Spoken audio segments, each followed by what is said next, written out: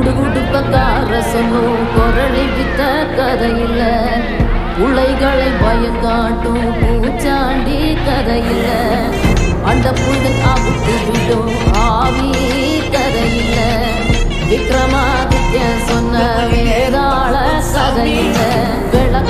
கடலலை கொஞ்சம் திருச்செந்தூரில் விஸ்வரூபமே வேலையா, பழமுதி சோலை அறுபடை வீடும் புண்ணியதா.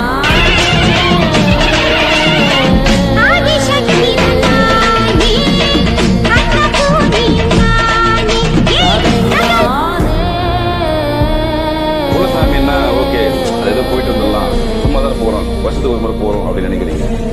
குலசாமின்றது